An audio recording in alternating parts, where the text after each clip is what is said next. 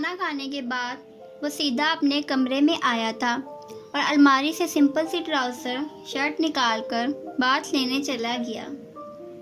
وہ نہ صرف عجیب باتیں کرتا تھا بلکہ اس کی حرکتیں بھی عجیب تھیں۔ رات کے وہ 2 بجے بات لے رہا تھا، کیونکہ کوئی بھی عام بندہ تو اب رات کے 2 بجے بات لینے سے رہا۔ یہ عادت صرف سنان مرزا میں ہی پائی جاتی تھی، کیونکہ بقول اسے نہائے بغیر سکون کی نیند نہیں آتی تھی۔ تقریباً 10 منٹ تک وہ واش روم سے باہر نکلا اور گیلے بالوں سمیت بیڈ پر آ کر آڑا ترچھا لیٹ گیا۔ بیڈ پر لیٹتے ہی وہ اب سوچ رہا تھا کہ ماڈلنگ کی آفر ایکسیپٹ کرے یا نہ۔ کل ڈیڈ سے بات کروں گا اس بارے میں، اس نے خود کلامی کی۔ اچانک ہی اس کا خیال ثنایا کی طرف گیا۔ ویسے یہ مس گزیلی اتنا لیٹ چکر کیوں لگا رہی ہے اس بار؟ پہلے تو ہمیشہ ہر دوسرے تیسرے مہینے بعد تک پہنچ جاتی تھی۔ خیر مجھے کیا، چھت کو دیکھتا وہ سوچ رہا تھا۔ کمرے میں ہر طرف اے سی کی کمر سے ٹھنڈک پھیلی ہوئی تھی۔ ایسا نہیں تھا کہ وہ ثنایا کو ناپسند کرتا تھا، اسے بس اس کی عادتیں ناپسند تھیں۔ ہر وقت ہنستے رہنا، سب کو تنگ کرنا، ہر چیز پر نخرے دکھانا اور اپنی ضد پر قائم رہنا، کسی کی بات نہ ماننا۔ اسے ثنایا کی یہ عادتیں زہر لگتی تھیں۔ بس اسی وجہ سے وہ ثنایا سے تھوڑی آر محسوس کرتا تھا۔ اس کی باقی سب فیملیز کزنز کی نسبت ثنایا کچھ زیادہ ہی ہنس مکھ ٹائپ کی تھی۔ حالانکہ سنان اس سے 5-6 سال بڑا تھا، پر وہ اسے بھی ضد کرنے میں پیچھے نہیں رہتی تھی۔ وہ جب بھی ان کے گھر آتی تو یالے کے ساتھ مل کر اتنا بل گلا کرتی کہ سنان بیچارہ اس کے اور یالے کے شور شرابے سے تنگ ہی آ جاتا۔ اس لیے اب بھی یہی سوچ رہا تھا کہ ثنایا کے اس بار بھی یہی کام ہوں گے۔ ان دونوں چڑیلوں نے پھر سے جینا حرام کرنا ہے میرا۔ وہ منہ بگاڑ کر بڑبڑاتا ہوا آنکھیں موند کیا۔ وہیں جہاں سنان نے اپنی آنکھوں کو بند کیا تھا، وہیں کھانے وال شہر میں سوئے 2 نفوس کی آنکھیں کھلی تھیں۔ ثنایا نے اپنے تکیے کے پاس پڑے موبائل پر ٹائم دیکھا تو رات کے 2:30 بج رہے تھے۔ وہ مسکرائی تھی۔ تھینک یو اللہ جی، مجھے تہجد کی نماز کے لیے جگانے کے لیے۔ وہ مسکرا کر موبائل رکھتی جلدی سے اٹھی اور کمرے سے باہر نکلی۔ وضو کرنے کے لیے واش روم کی جانب بڑھ گئی۔ کچھ دیر بعد اس نے اپنے کمرے کے ایک کونے میں جائے نماز بچھائی۔ اس کے گھر کی دیوار کے ساتھ جڑے گھر میں بھی نماز بچھائی گئی تھی۔ ہے کوئی اپنے کمرے میں اسی وقت سجدے کی حالت میں پڑا اپنے رب سے باتیں کر رہا تھا، اپنے اللہ سے اپنا حال دل بیان کر رہا تھا۔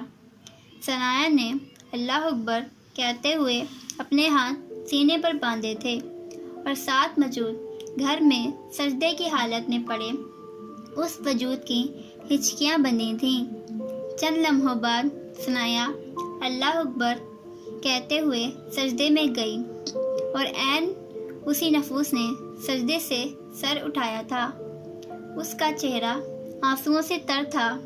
وہ خاموشی سے بیٹھا جائے نماز کو دیکھ رہا تھا اور جائے نماز پر آہستہ آہستہ اپنے ہاتھ پھیر رہا تھا۔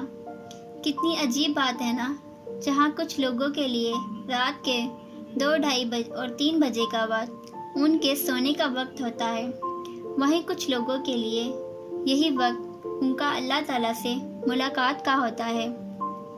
کچھ لوگ اس وقت نیند کو اپنا سکون سمجھ رہے ہوتے ہیں اور وہیں کچھ لوگ اس وقت تہجد میں اللہ پاک کے آگے سر جھکا کر سجدے میں سکون حاصل کرتے ہیں۔ ثنایا نے دعا کے لیے ہاتھ اٹھائے تھے۔ یا اللہ جی، اسے کن فیکون کے مالک، اے معجزے کرنے والے، ہر چیز پر اپنی قدرت رکھنے والے، آپ سب کے دلوں کے حال سے واقف ہیں۔ آپ کو میرے دل کا حال بھی پتہ ہے نا۔ یا اللہ، میں بے بس ہوں، آپ میری مدد فرمائیں۔ وہ جو میرے دل پر قابض ہو کر بیٹھا ہے، اسے میرا محرم بنا دیں، اسے میرے اور مجھے اس کے حق میں بہتر کر دیں۔ اے دلوں کے پھیرنے والے، اس کے دل میں میرا خیال ڈال دیں۔ وہ دھیرے دھیرے سے بول رہی تھی اور ساتھ موجود گھر میں بیٹھا اہان بھی دعا کے لیے ہاتھ پھیلائے بیٹھا اللہ کو پکار رہا تھا۔ روتی ہوئی مدھم مگر بھاری آواز میں بولا، مجھے سکون دے دیں، میں اسے بھول نہیں پا رہا، پلیز کچھ کر دیں، مجھے مانگنا نہیں آتا پر آپ تو بھی مانگے نوازنے والے ہیں نا، پلیز میری دعاؤں کو سن لیں۔ اس کی یادیں مجھے سکون نہیں لینے دیتی، پتہ نہیں کس حال میں ہوگی وہ، شاید وہ مجھے بددعائیں دیتی ہوگی، یہ اس کی آہ ہوگی جس نے میرا سکون چھین لیا، پلیز اللہ میری دعا سن لیں، ایک بار مجھے اس سے ملوا دیں، میں اس سے معافی مانگ لوں۔ وہ بھی کہہ ہی رہا تھا کہ ایک دم اچانک سے اس کی آنکھوں کے سامنے سے ثنایا کا چہرہ آیا۔ وہ حیران ہوا، اس نے اپنی آنکھوں کو 2-3 بار بند کر کے کھولا۔